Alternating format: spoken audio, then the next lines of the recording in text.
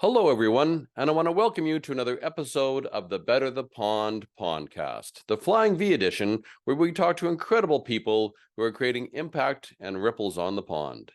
My name is Warren Berry, and I'm your host and the founder of Instinctive Solutions, where we believe that everyone is an odd duck, but that is what makes them awesome. Today, my guest is Patrick Lowe. Patrick is the CEO of CaNaan Shipping and is based out of Richmond, British Columbia, Canada. Patrick immigrated from Hong Kong at a very young age, and his parents came to Canada as they saw it as the land of promise. Patrick went to medical school and got his physiology degree and was set out to help to find a cure for cancer. When his father took ill, he immediately stepped up to run CaNaan. Although he had no idea what a P&L was or how to read a balance sheet, he set out to get his MBA. Patrick is authentic, consistent, disciplined, compassionate, and is fueled by passion and with a true desire to help others. Thank you, Patrick, for everything you do to better the pond. Ladies and gentlemen, Patrick Lowe. All right, so Patrick Lowe from CaNaan, you're all the way out in British Columbia, Canada. Yes. And you were the winner, right, of the better, to be a guest on the Better the Pond podcast with we got to give a shout out to Stephen Joyce and Tech Canada. That's where we met. And since you basically gave the biggest input, you had the biggest ahas, you contributed the most, therefore you're the guy we want to talk to on the podcast and talk about you, CaNaan, and get you out in the world stage to find out what you're all about. Well, thank you. Thank you for the opportunity. I was always a studious student in school, so I always try my best in a classroom settings, Warren. So thank you. And it paid off after all these years. So Patrick, I really again want to thank you for being a guest on the podcast. And before we jump into all the questions, can you tell me and tell my audience about a little bit about CaNaan and what you do? Sure. So CaNaan is a supply chain logistics company started by my father 40 years ago. Our mission is really to look at delivering seamless, efficient, customized end-to-end transport. That is, of course, something that we strive for. And of course, during COVID, you could remember that that was a real big part in terms of delivering products, not just PPE stuff, but also, chips and semiconductors and all the other things that were stuck. And so that's our business, what we have been doing in the last 40 years. It's interesting you say this. Now, we through COVID, we saw all the supply chain issues, and how did that affect you and your company when that all sort of everything kind of went up in the air? Well, actually, we did quite well. I think it really spoke to the relationships that we've built because, I think you could probably agree that in every challenge or in every difficulty, there lies an opportunity. And so for us, really, the opportunity was really to exercise what we've built for so many years in terms of the relationships, the partners we've had, and also the ability to adapt in an ever-changing world. And partly because we've had those relationships that we can leverage and access and bring some of those products into the country. We have access to 75 countries through our partners that we've built. Wow. Through these years. And so, whether it's in Morocco or whether it's in China or, other parts, that's where we shine in terms of our company. One thing you said that was really important, and it's something when I look back on and sort of reflect on with, during COVID is, there was, I think I found that the really successful, the successful entrepreneurs are the ones who always find opportunity in chaos or find opportunity when, when things are turning south. Yes. And, and obviously that's what you did as well. Yeah. I think that it really speaks really not just about, myself or the company, but I think it's a theme that love to talk a little bit more about, which is the team. And without the team, really nothing could be done. And so I think that also speaks to the people that I work with, and that of course can deliver that product. Yeah, excellent. And we're going to get to that. So that's a great segue. Yes. So, all right. So Patrick, now this is going to be all about you. So I want to know what got you from being a gosling. Now this is your very, very beginnings, right? Yes. Where you started. I know that you were born at a very young age, but we want to find out where did you start from, to leaving the nest, and when did you break out on your own, to where you are today. So Patrick Lowe, what is your backstory?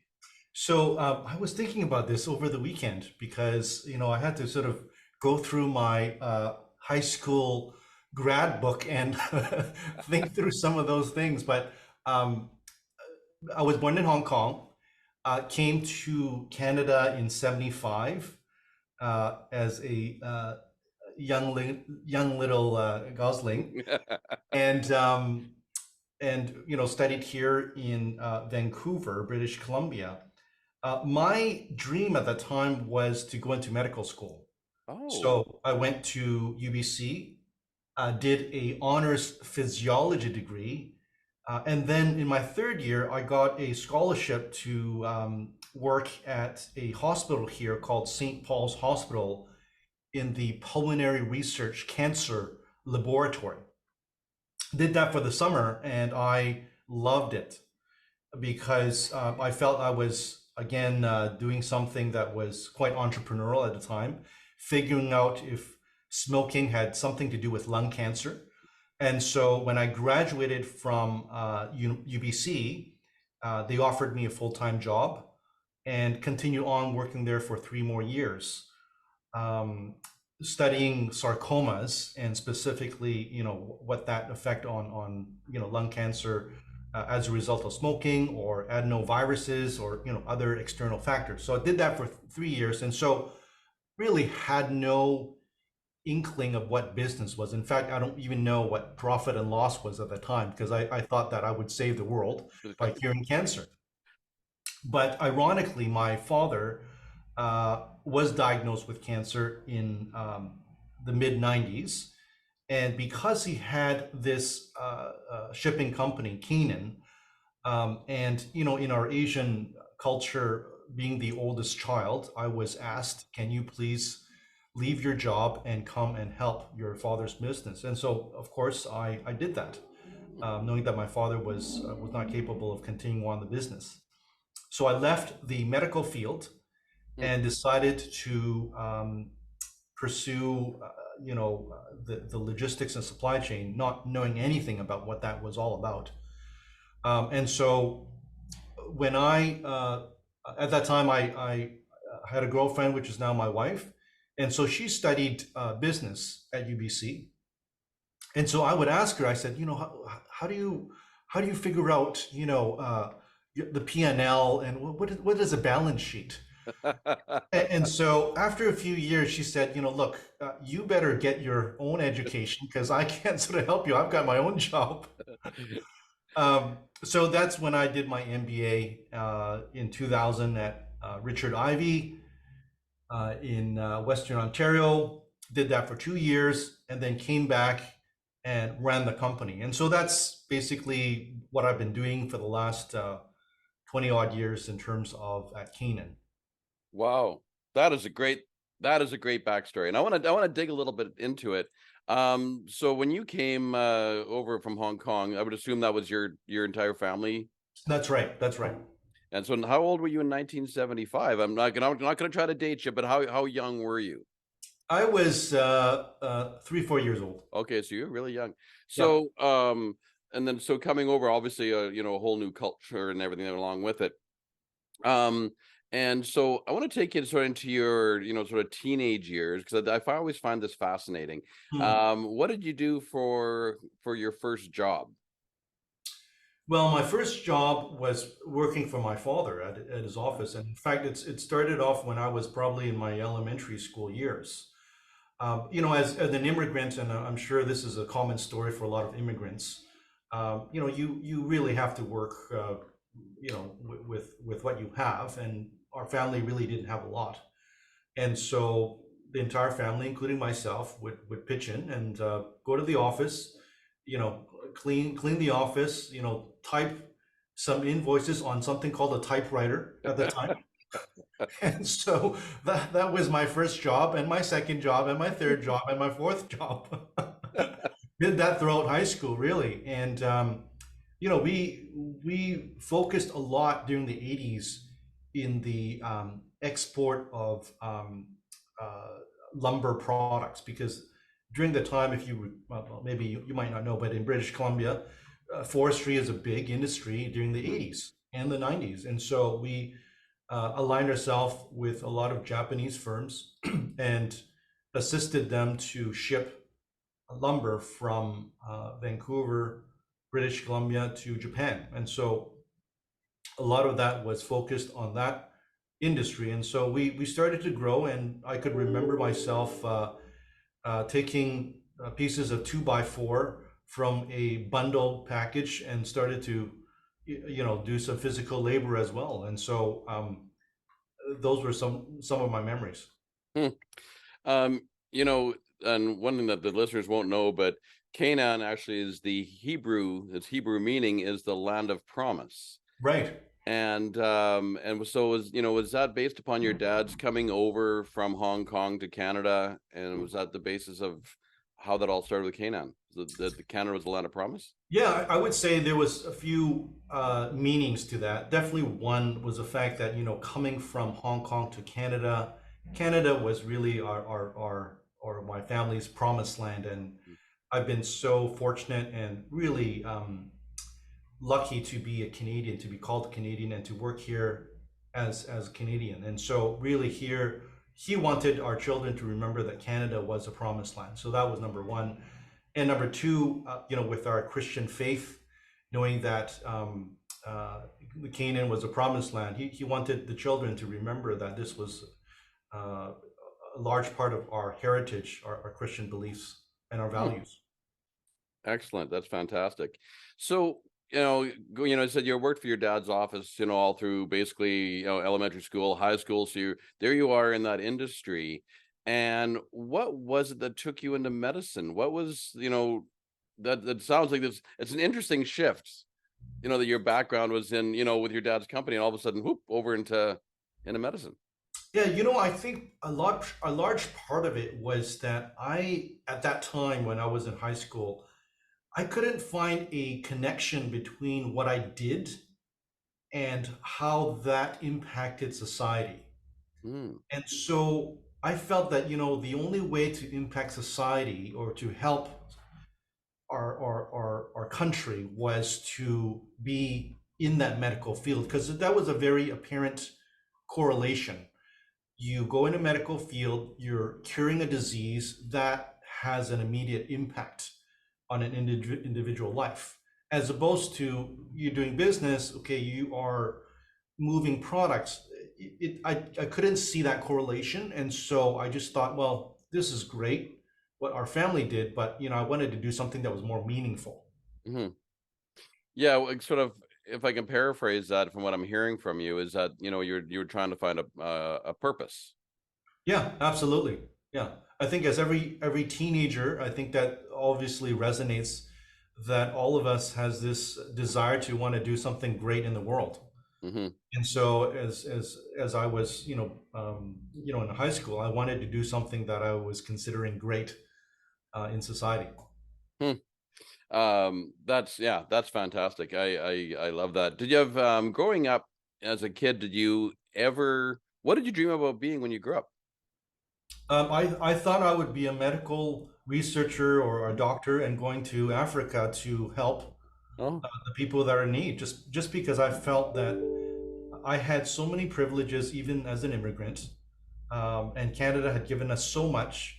How could I help serve somebody else? And of course, Africa at the time had famine and had a lot of things that needed the North American help, and so that's what I thought. Well, that's where I want to be. Hmm. That's fantastic. So obviously it must have been a rather huge learning curve. And I mean, I'll be interested to see if there's any disappointment of moving from, impacting many lives in medicine to then all of a sudden going into the business world and running Canaan. You had to give Yeah, up everything. I think it was definitely challenging in the beginning, Warren, because I did it out of obligation. Hmm. That's number one. Number two, I was um, being challenged in terms of thinking how is this going to help connect my sense of purpose of helping the world, not just making money, but helping people and changing people's lives. It was very much a disconnect. And when you're 20 something year old, you feel that you want to conquer the world and help make the world a better place. And I really found it difficult at that time to find that connection until I started to talk with other people, other business leaders that challenge my thinking in terms of everything that we do.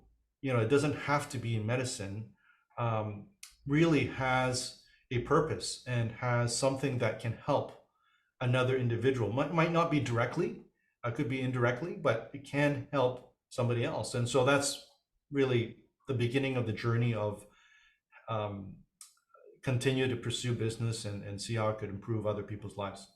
Hmm, that's fantastic. It's very, you're obviously very compassionate. That just totally comes out of how you really want to help others. That's very, very impressive. So, how many siblings do you have? I have one sibling. I've got a younger brother. His name is Perry, and he's also in the business. Hmm. Um, and he's based in Toronto. So I'm here in Vancouver, British Columbia. He's in Toronto, Ontario. Ah, I got two last questions before we move on. Okay. Is looking back, what do you feel is the greatest lesson that your father taught you? Well, I think I had the privilege of really apprenticing under him for at least 5 years.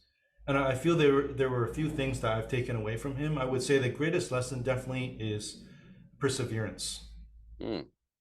And I know it's a cliche to talk about that, but I really believed and saw with my own eyes the fact that he never stopped knocking on the doors. He kept on continuing on, and without having any network. And there's no LinkedIn back then. There's no social media. There was really just a yellow pages, and he kept on knocking on the door and trying to solicit business, making cold calls, which is something that we often don't do now. Hmm. Cold calling. But I would say that was his number one item that he taught me is perseverance. Never give up. Hmm. Got it. And of course, the second thing I would say is probably hard work. Right. Yeah, that's strong work ethic. Yeah, exactly. Um, and what was the number one lesson that your mother taught you? Um, I would say what my mother and my father, they had different personalities, just like a lot of couples. Hmm. She was always about analysis, Oh. staying calm. My father was very much a go-getter, um, very much a showman, just ability to connect with people. My mother was more the analytical side, and that's probably why I went into the medical field, just because she was more analytical. Both my parents didn't have a university degree, so I was first gen. Hmm. And so I think what I took from my mother really was her ability to look through a problem, and given her education, that was pretty amazing. Look through a problem, look through the return on investment, Right. on time and on money. And so that was the lesson that I learned from her. Huh. So your dad's drive for business and your mom's, ability to figure it out. Exactly, You got exactly. and you got the best of both worlds now. Yeah, I try. I Yeah. try. All right. So, Patrick, what's the greatest thing that happened to you that ruffled your feathers? And that can be positive or negative. And how did you respond to it? Well, let me talk about sort of the positive side first of all. I think the first thing that really ruffled my feathers was the fact that you really need to hustle, because in the medical field, in research, you could in some sense take your time and figuring out and read through journals and all that stuff, and things will come through. But in business, when you have payrolls, when you have deadlines, when you have customers' expectations, you really have to hustle. And so that was probably one of the first lessons for me, and figuring out that this is very different, because you're not just it's not just about you anymore. You've got, people that you are relying on you in terms of their livelihood, in terms of business. So that's number one in terms of the positive side. I would say the negative side is that not everybody has the same values as you. Mm, And so, in the 80s and 90s, a handshake meant a lot. mm. Well, not everybody shares that same value. And so I had a couple of business failures. I realized that, you know what, people don't have the same values, and you have to make sure you have contracts. And you want to make sure you read through the contracts and hire the best lawyers.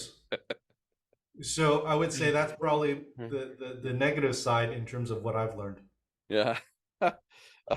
That's just so funny when you say that. There's more meaning to that than you know. So but interesting, you said you had a couple business failures. Yes. Did you see that as a positive or a negative? Well, I think definitely at the time it was negative. But, as you reflect back, I would say definitely has been very positive, because I think it gives me a chance to really reflect what I could have improved on for the next business opportunity. And so one of the things I always remind myself is I will always make mistakes, but the key thing is, how do I learn from those mistakes, not to repeat them. The other thing too is that, never be shy to ask for advice. Mhm. I think when you're in your 20s and 30s, again, you have this, at least I had this bravado, thinking that I could do anything myself and not rely on other people. And, with one, two, three, four failures, you realize, you know what, I think it's probably more prudent to ask people for advice. And not to say that you have to take it all the time, but, you have to consult other people, and take the time to make that decision. Mm-hmm. There's a couple things you said there. I mean, one, yeah, being the rugged individualist, that just trying to do it all yourself doesn't work, right? Yes. You gotta figure that out. But the thing is, there's people like like yourself and myself, we fail forward. Yes. And so, the failure is really, at the time, it's never a lot of fun. I've Mhm. been through it too. But when you look back at it, it was the greatest learning that you ever had. Yes. So it's really, I call it the gift in the ugly box, Yes. That's right? right. And it's just how you want to be able to see that. Well, I think entrepreneurs, like us, we look for the shiny object, Hmm. and it's easy to gravitate towards that, without sometimes the due diligence. But those strengths of being able to see an opportunity, can sometimes be obviously a weakness, just because you gravitate towards these shiny objects all the time. And so it's better to, again, have other people that you trust do the due diligence for you, or give you some advice that you can obviously take, and go from there. Yeah, absolutely. Which leads me, man, you were so fantastic with segues. So so, as you know, when I spoke to your tech group, I said that geese fly 71% further and faster when flying in the V formation. And what, Patrick, do you think is the secret to getting a team flying in the V formation? And before we hopped on the call today, we were talking about Formula One, Yeah. and I said there's when something I didn't know was there's like 500 or 600 people behind the driver Yeah. to make that team. And you that's one thing you mentioned. You said it was about the team. So what do you think the secret is, Patrick? I know that this topic has been talked about for from many people and so many times, but I really believe that having the team, having that single vision, Mm, is so important. Um, and it sounds very cliche-ish, and I've read many books, the Good to Great books, and mm, books like that, talking about people being on the same bus, going to the same direction. But you see this in sports, whether it's Formula One, and you see this in business. When everybody is focusing on that same goal, I think that group mentality can do amazing things. It doesn't mean that everybody's always having that same goal day in and day out. Mm, Just like, that geese metaphor, they're not flying a straight line. They might fly zigzag, but they're always flying in that V shape. mm. And so I feel that, when everybody's being reminded of why we're doing something and where we're going and for what purpose, I think it grounds us. I think human beings are built that way, in the sense that we live not just for the livelihood, but for purpose. And so I find that if we all have that single mindedness, then I think the company or the organization can do great things. And what do you think the secret behind that is? I mean, when I speak, I talk about when the geese flying in the V formation is, one of the reasons I fly in that formation is everyone can see where they're going. So each Right, geese can see where they're going. And, we're going north is not enough, right? right. You gotta be really clear on where, where you're planning on landing. But what do you think the secret is then to getting that message out to, so that everyone understands it? I think it boils down to consistency and discipline. Mm, Because we're forgetful people. I mean, I'm forgetful. And so when we don't remember why we're doing something, it's important that we have other people that come alongside and say, you know what, we're flying that V shape. We're going north. Oh yeah, right. Understand. Um, but it takes reminders. It takes consistency. It's not your once a year strategic meeting, and this is where we're going, and then you forget about it until the following year. So I feel that a lot of times, including myself as an entrepreneur, we're traveling, we're busy, we've got clients, we've got so many different things that pull us apart, and so having that consistency and discipline is critical to help remind each other, including yourself. yeah, including that. There's a key point, Yes, including yourself. I that's mean, right. because a lot of so many things in leadership we're always doing for others, but That's are right. we actually doing for ourselves? That's right. That is a key point, Patrick. I've never heard anybody say that. Hmm. So yeah, that's just a little aha for me too. Right. So well done. Um, so what are you doing right now, Patrick, to better the pond? So what ripples are you creating, and how are you inspiring others? So I would say a few things. I love listening to audiobooks. Mm, That's my thing. Like, I go through an audiobook every single week at least. wow. And I go through that because I just find that when you're listening to stories of leaders in different industries, you get to have nuggets that you can take and share, digest, and then of course impact other people. So I love learning. That's number one. Number two is I love talking to different people in different industries, Mm, not just in supply chain and logistics. I love talking to people in, real estate, fashion, like I'm learning from my kids because, Drake, of course, was in Vancouver last week, the famous rapper. Now, I mhm. don't know anything about rapping, clearly. Um, but but to understand how he's built an incredible brand, his business, to me that's amazing. And so learning that and seeing how I could take some nuggets from that. I would say the second thing, so learning, talking to other people, and then I think the third thing I would say is listening to your team, because I don't have the answers. I'm not the smartest guy, but I'm not also on the ground all the time. And so, the show that reminds me is that Undercover Boss. I don't know if you've ever seen that Yep. show, Undercover Boss. I Yep. love that show because, the guy that's on top, he has no clue what's happening, Right. in terms of what his staff is going through. So I do find that that's important in terms of listening to your team. So those are the three things that I would say. Perfect. What on audiobooks, what are you listening to right now?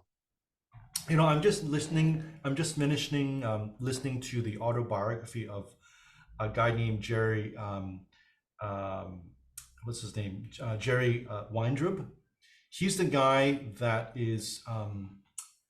actually produced Ocean's 11, Okay. and also the movie The Karate Kid Right. in the 80s. He was a producer. He won several Emmys, but he also, I didn't realize, he was also a concert promoter for Elvis Presley, for John Denver, Hmm. for other people. So because he lived in from the 60s onwards, it's very interesting to hear his story about, how he got the deals and all that stuff. So it's a fun book to read. Mm. Excellent. Yeah, I love audiobooks too, especially when I'm flying or I'm Yes. driving. I mean, Yeah. I get to learn right as I travel, Yeah. and I'm just listening to Creativity Inc. and it was all Okay. going back to Pixar and whatnot, and it's really fascinating some of the things that they did in their organization, just as something as simple as changing a table. They had the long boardroom table and said Yes. no one could ever talk. They would you just talk to the person across from you, like it was, and everybody had nameplates so that Right. everyone by rank would sit in certain spots, and Yes. they got rid of it all Right. and redesigned just how they were doing meetings and just Yeah. little things like that. It was, but again, it was all about the people. Yeah. Yeah. For sure. So my last question for you, Patrick, is what's the one lesson that you've learned along your path that you would share with an entrepreneur starting today? Um, Not to put a plug into tech, but I really believe it's so important that an entrepreneur not walk alone. I think sometimes there's this superhero mentality that we feel that we have to be, but I just feel that entrepreneurs don't need to walk alone. They can have other people walk alongside them. So Tech, for example, which I've been a part of, is a forum for CEOs that meet once a month. And different CEOs in different industries talk about their challenges and issues. And so I think that's important.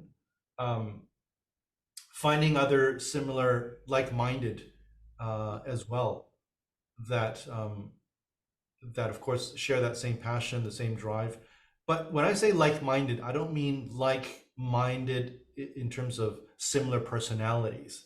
In fact, I do find that it's easier, not easier, I find that it's better to have people that have different personalities to challenge, of course, your perception and your preconceived notions of what something should or shouldn't be done. And so but the like-mindedness meaning more of people that want to learn from one another. Mhm. That's important.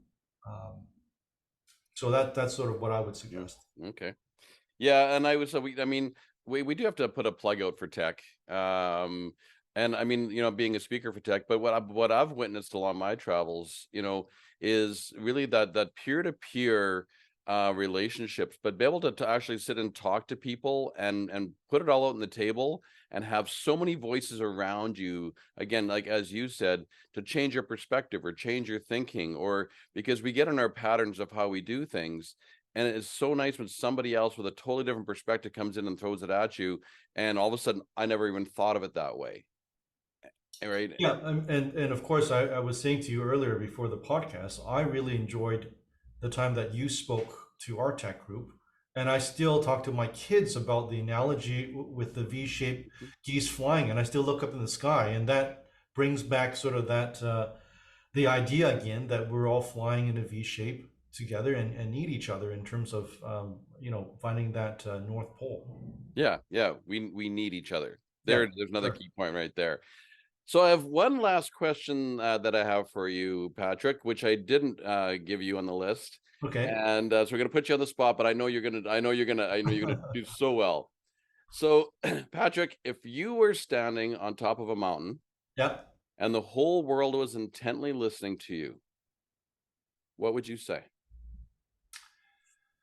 Um, I would say carpe diem, Mm. live in the moment, be present. Do you think that people, generally speaking, do you think that people do? No, I think people are constantly being distracted by their electronic devices. Hmm. Um, and that's taking away from their time with their family. It's taking away time for themselves, for their own spiritual life, who they are as a person. And I find that people are, and I'm not perfect, but people are drifting through life. Mm. And Which, so I would say people need to be more mindful about who they are, what they're doing, why they're doing what they're doing. So that's, something I would say. and if I may, shorten that up, is um for people having a purpose Yeah, absolutely. and not be For distracted. purpose for their business, purpose for their own individual life, for their families. Um, yeah, where they want to be. Hmm. Fantastic. So, Patrick Lowe, I really want to thank you for your time today. Thank you for your stories. Thank you for coming on the podcast, and thank you for everything that you do to better the pond. I mean, you're obviously you're very compassionate. You're very caring. You're obviously very smart, and you're a lifelong learner. And going back to sort of listening about what your mom and dad taught you, I think the drive, the compassion, the resiliency, your dedication, plus your capacity to be able to just work through problems, just like your mom taught you, is your, I look back at that and say that's your contribution to the world and what you're doing to better the pond. Thank you so much, Warren, and thanks for having me on this podcast. You are very welcome. So if anyone wants to find you, Patrick, where do they go? What's your go-to? Definitely, I'm on LinkedIn, and you could find me also on our company website. Those are probably the two most common places. Okay. So I'll put that in the show notes, and so if anyone wants to find that, they can track you down and have those conversations. So there you had it, folks. It was a great time with Patrick Lowe from CaNaan out in British Columbia, Canada. And this is Warren Barry, and I'm flocking off to take you beyond the pond to better the pond because we're better together. Thank you so much, Patrick. Thank you.